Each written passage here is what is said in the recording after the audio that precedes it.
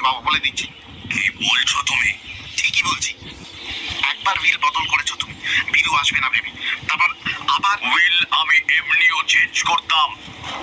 তুমি আমার সম্পত্তির ভাগ পাবার আশা করো কি করে? তুমি অসৎ, তুমি জুয়ারি, তুমি চোর।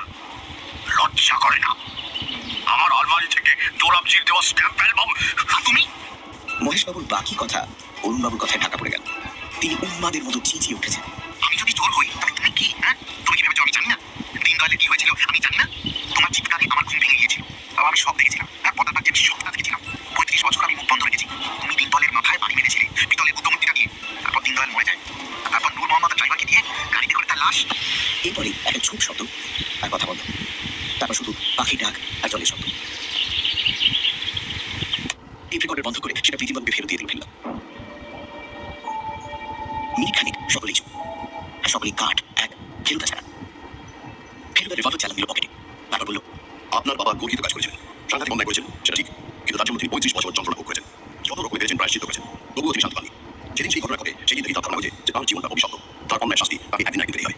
তবে সেই শাস্তি এভাবে তার নিজের ছেলের হাত থেকে আসবে, সেটা তিনি ভেবেছেন দেন। অরুণবাবু পাথরের মতো বসে আছেন, মেঝে বাথরুমটা দিকে এক দৃষ্টিছে। যখন কথা বললেন তখন মনে হলো তার গলা আসছে অনেক দূর থেকে। একটা কুকুর ছিল, এই যে আমার খুব প্রিয়। দিনদয়ালকে দেখতে পাবেন কুকুরটা, একদিন খাওয়াতে যায়। দিনদয়াল লাঠি পাই নাই, খুব কম হয়। বাবাকে রাত্রে বাড়িতে কুকুরটা ওর ঘরে অপেক্ষা করতো। সেদিন ছিল না।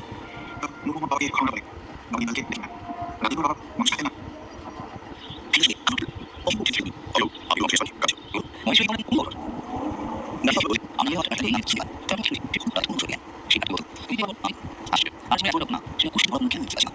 হয়তো আমি কোন ভাই আজকে যখন বলেছি তখন বুঝতে পারলাম এগুলো কাকে করছি। ফটকের বাইরে দাঁড়িয়ে আছেন সকল মিশ্র। আপনার মিশন সাকসেসফুল? গাড়ি থেকে নেমে জিজ্ঞেস করলো ফেলুদা। হ্যাঁ, বললেন সকল্লা। বীরেন এসেছে।